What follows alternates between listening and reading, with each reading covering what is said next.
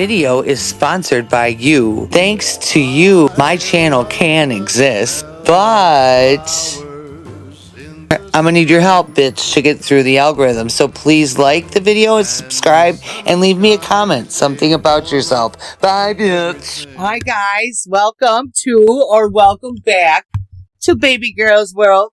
Okay, if you've been here before, you know what's going on. All right. But if you're new here, I talk about delusional people on the internet. Mostly Gypsy Rose, because we have to get the truth out there about what she did and all of her lies. But I also talk about other delusional people on the internet because delusion fascinates me. I don't understand how you don't have any self-awareness. And you act like you do. That's the thing. You don't. You don't have any self-awareness at all. Hello, how are ya? Okay. And then we got the red light going on with the green microphone. Christmas. Alright. And then we've got my Christmas trees up. And look at this guy here. I made him. Alright. So he's my elf on the shelf, if you will. But I love gnomes, okay? And I love butterflies. So if you want to buy me presents, there you go. No, I'm joking. I am going to put up an Amazon wish list, though.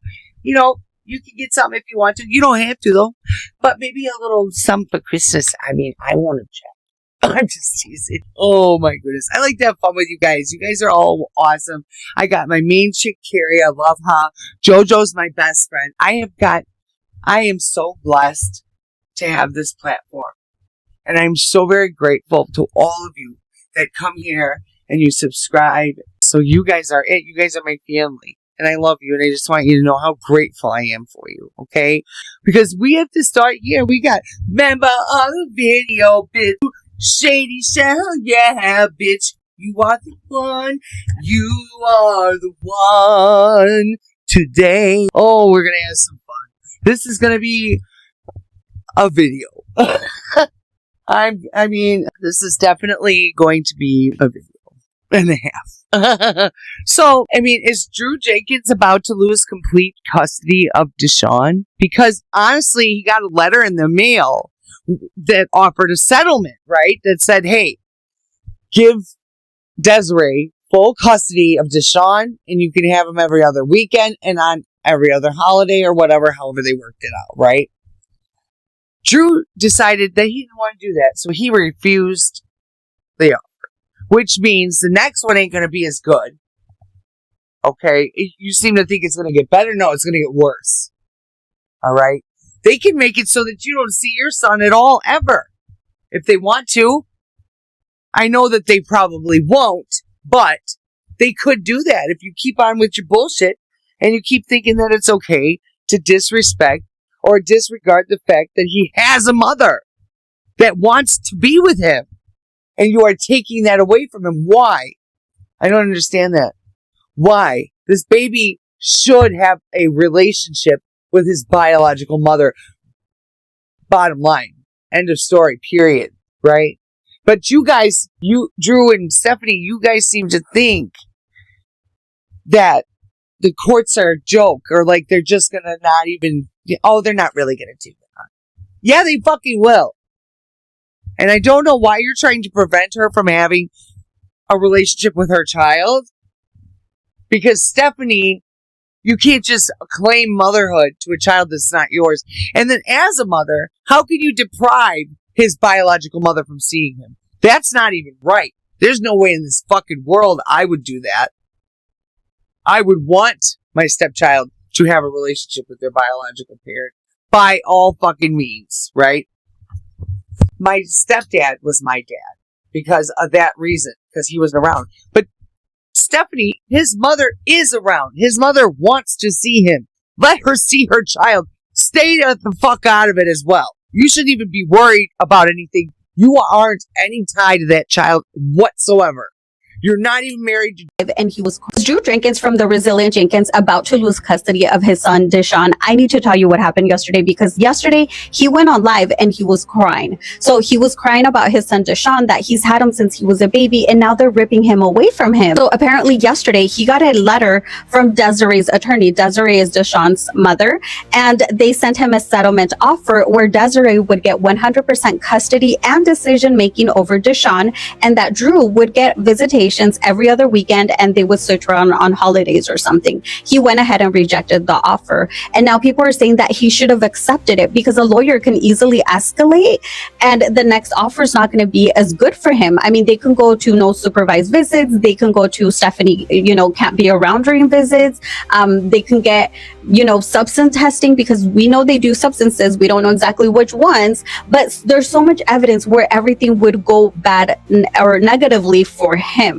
So court is scheduled for February. Now, during the live, he was telling people that before Stephanie came along, he always took care of Deshaun, that he would work multiple jobs to take care of him. He would only sleep like 2 hours a day to make sure that he had everything he needed. And then people said, yeah, you're not taking care of your kids. You guys are homeless. And he said, well, you know what? I gave Stephanie the rent money. I don't know what happened. Next thing you know, we were getting evicted. So he's throwing Stephanie under the bus. And now I'm wondering if he's going to end up leaving her. He has enough support on his side away from Stephanie. Now, I'm not standing up for Drew. Drew is a horrible parent. I will never forget the live where he said that he refused to get a W-2 because he wanted to get paid $30 an hour. That's how much he was worth. He wasn't thinking about his children when he said that. And things are not looking good for him. Things are not looking good for the relationship. What do you guys think about this? Do you think he's going to lose custody? Do you think he's going to end up leaving Stephanie? Let me know what you think in the comments. And of course, don't forget to like my video, share it, and follow me for more Cheesemate, true crime, and story time. Drew Jenkins. Drew, you're still married to a child molester. So, who drew up divorce papers and you didn't sign them? Like... I don't understand. The decision-making process between you and Drew is so skewed. And then to come online and ask strangers to co-sign for you? Are you out your motherfucking mind, bro? You need a lobotomy. There's no fucking way some stranger is going to put their credit and their name on the line for two people who are chronically homeless. Never in my life have I ever seen anyone asking strangers on the internet to co-sign for them for a home. I mean, this is the type of thing that you ask your friends, family. Really, you should be in a predicament where you don't have to ask that, but those are the people that you ask. And why I think this is so interesting is because the reason that they don't have a co-signer is because they have literally burned every single bridge. If Stephanie, way back when, would have just tried to rebuild a relationship with her mother, maybe, just maybe, there would have been a shot for them to get this new place. As you can see here, Drew is on a live. He shared that it's a 3-bed, 2-bath. It has a yard in the front, in the back. They would have to do a little landscaping, but overall, it was a perfect fit. However, they were approved only on the basis that they found someone to co-sign for them. The live was actually insane because he was like, I will do anything to get my family out of here. We've been homeless for a year. We've been working on our credit. You'll do anything now. What about way back when? Because for those who don't know, Drew and Stephanie willingly got evicted from the first place that they were staying at. They willingly didn't pay when they were making probably the most money they've ever made on TikTok and decided to be evicted. So this was Stephanie's post on FB. It comes down to us needing a cosigner and we have nobody in our corner like that. Drew insists if I get on live, we might find somebody. I don't trust nobody like that. You don't trust nobody. Girl, nobody should ever trust you. Nobody could trust you. Are you crazy? I really want to have faith that there's somebody who would like to help our family out like that. But honestly, I'm putting this out there because I've strained all my options. I will attempt to do a live as soon as I get my baby settled and just try to talk with y'all and see what our community has for answers. I would appreciate if just for once y'all could be sensitive. This incredibly difficult to go through. In addition, under that post, she says, does anyone know of a legit co-signing service? Let me know. She then went on to say, I had to delete that last post. Y'all can really just be so harsh and unnecessary. Like I told my man, he and I got this. I appreciate those of you that responded with kindness and understanding. Stephanie, girly, hey. So once this all settles and you guys don't get that place, I don't want to hear one motherfucking word that it was the people watching this train wreck's fault, because I know that that is what is coming. You guys are coming out here expecting people to put their life on the line, their credit on the line for you. I want you to ask yourself something when you go to sleep tonight. Why would anybody co-sign for you? What would make you deserving of someone to co-sign for you? We all have watched you and Drew consistently choose stupid shit for the last year. And now all of a sudden you make more money than everyone. And even Drew said in his live, oh, we have plenty of money.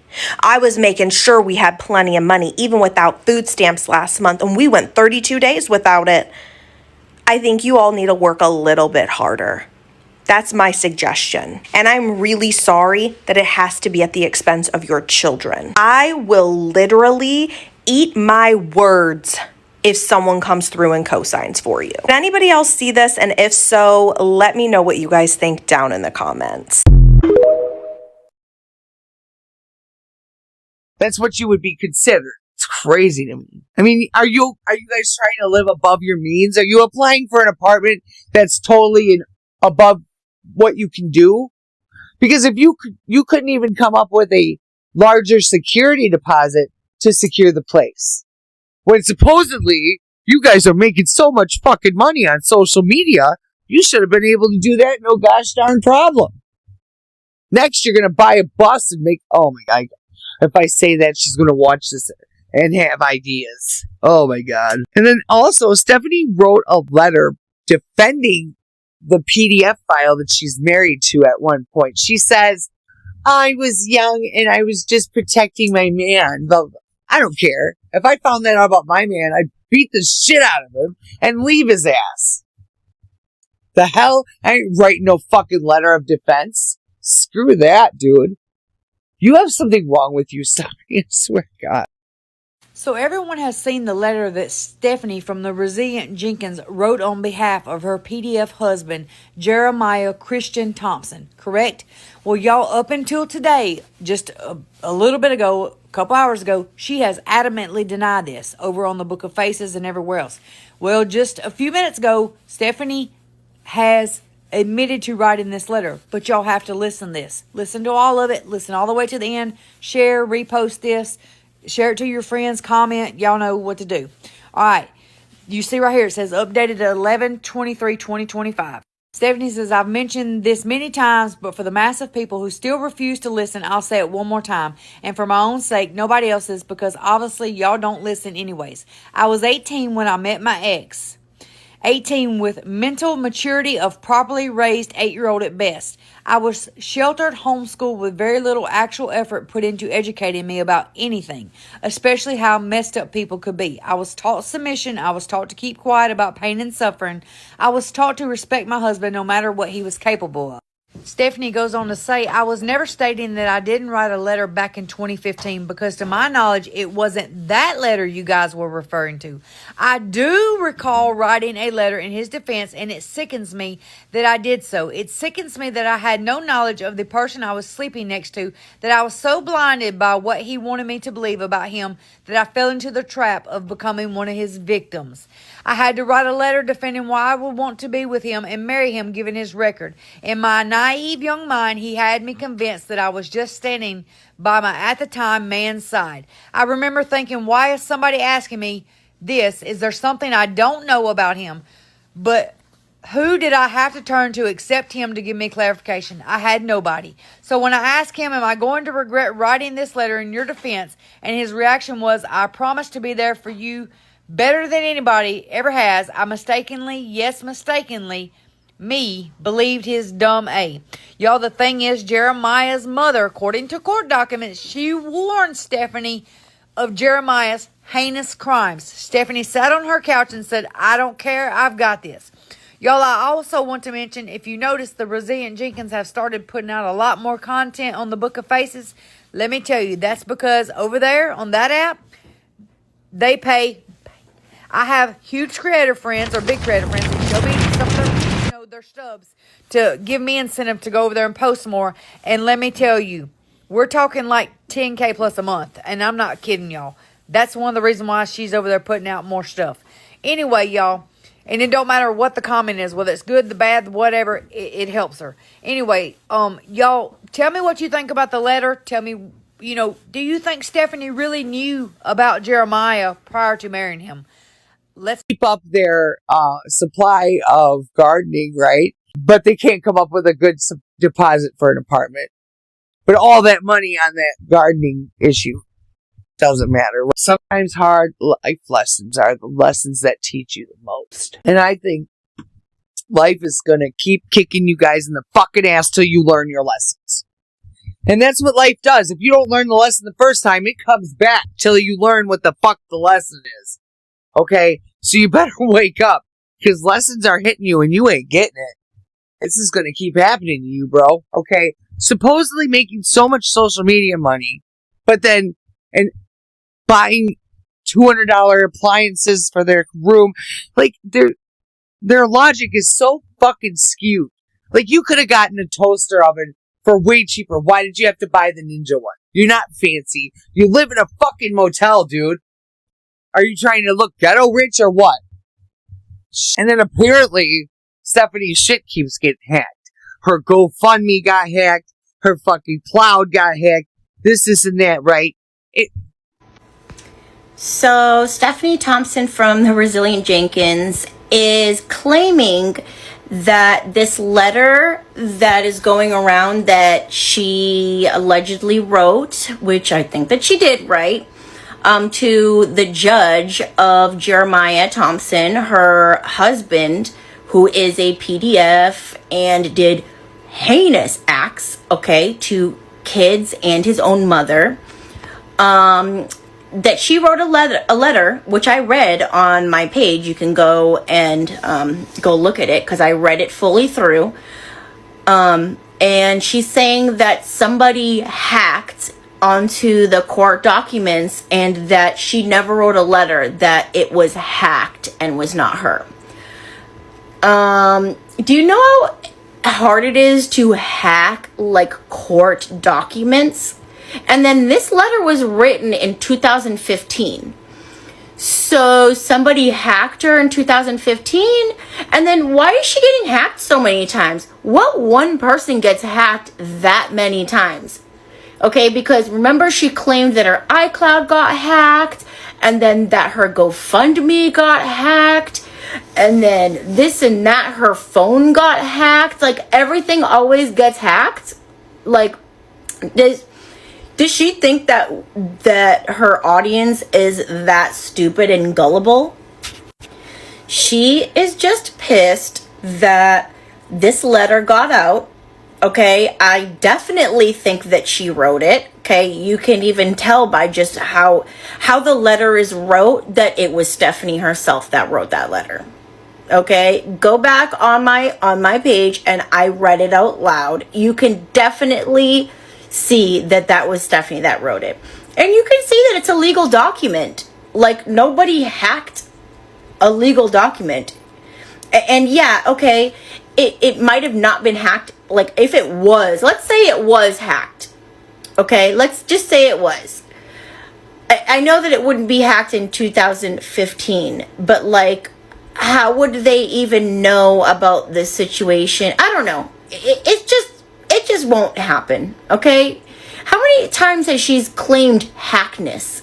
Like, stop it, Stephanie. Okay, we know that it's you. When you get called out, you claim somebody hacked you. But yeah, I'm going to put in a screenshot of something that I got from Cursed Eye, the queen, that I'm going to put in here of her claiming that she got freaking hacked again.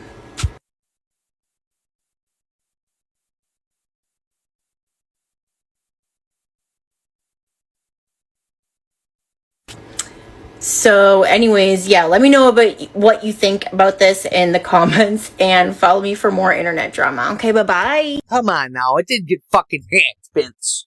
It didn't.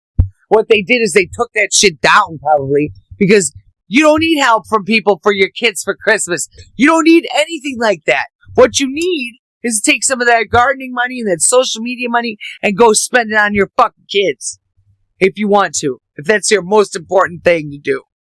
And keep them living in that motel. Instead of saying, hey kids, we might not have much of a Christmas. I'm going to take that money and I'm going to go get us an apartment. Wouldn't you like that? Wouldn't that be a great Christmas present? I bet you they'd be jumping fucking joy. And then Stephanie's online crying and bitching about the constant welfare checks and like, oh yeah, and then the welfare checks to her, the cops are always coming over to check on the kids because people are calling. So I saw the new post from the Resilient Jenkins, Stephanie Thompson, and she was talking about how her baby, her little baby that she has 10 months old, I think she is, that she had a seizure, and she's sitting up on the camera still at the motel, and Drew took the baby because the baby had a seizure. Why would Drew take the baby? You're the mom. You're the one that needs to be there for everything. And you had Drew take the baby? First off, that's very, very strange. Second off, did you know that if a child unknowingly or if parents were to leave out specific flowers for gardening and the children got into them, it could lead to seizures?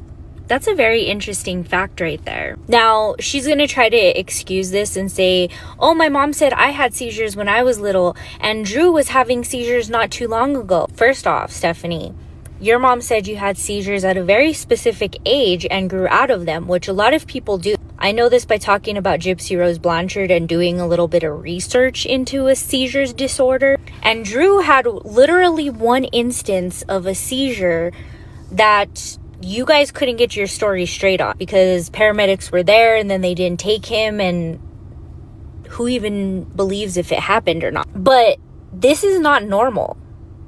I really, really hope that hospital drug tested that baby, because you guys show every single day how irresponsible you are, and you wonder why you are not accepted in other mommy content creator stuff. It's because you are literally neglecting your children by not obtaining a job to be able to afford to get out of the situation that you're in, which is in a shelter studio, basically apartment shared between 7 people, 5 children and 2 adults. Can't get any more direct and to the point as that. And she's like, I'm so sick of people doing that. My kids are fine. Yeah, I lived that life. You know why I'm reacting to this right now? Because I used to live in a motel with 4 kids. We were poor as shit. Okay? I would pay the weekly rent at that motel and we would be fucking broke. No fucking money left. Hardly able to feed my children. They gotta add some food stamps at that time. Or we wouldn't have eaten. And for me, I don't care if I eat, but my children have to eat. Okay? They eat first in my house, and that's, rules of the game. No, I go from youngest to oldest as to how the food gets distributed, and then the adults can indulge. The adults have to wait, Children need their nourishment. I'm glad to see her cooking and doing stuff like that. That's nice. But your children might seem like they're happy, but deep down inside, they have no fucking privacy. They have nowhere to go and think for a second for themselves. Your daughters are getting older, and that's going to start happening soon, where their teenage hormones are going to start raging, and then you're really going to fuck her out. And then oh my God, the fullest of her fucking body and everything. Oh, I used to have the body. I can get it back. What do we care? Hey guys, so I don't know if you guys follow and keep up with Stephanie Jenkins on Facebook, and I'm so sorry if you do, but she's on there talking about everybody's obsessed with her armpits. Like, girl, nobody cares. That's main character syndrome. Like, girl, what is this? Her post says, did a little something. I shaved my pits. Unpopular opinion, I do not like it. For me, it's not about the hair, it's about the irritation. Every time I shave, I deal with days of discomfort. So next time you tell someone they're unsanitary for keeping long pit hair, try to remember, for some, it's not a choice, it's a must. Hands down, rather deal with long pit hair and unruly comments. And then have my pits burning. Girl, what?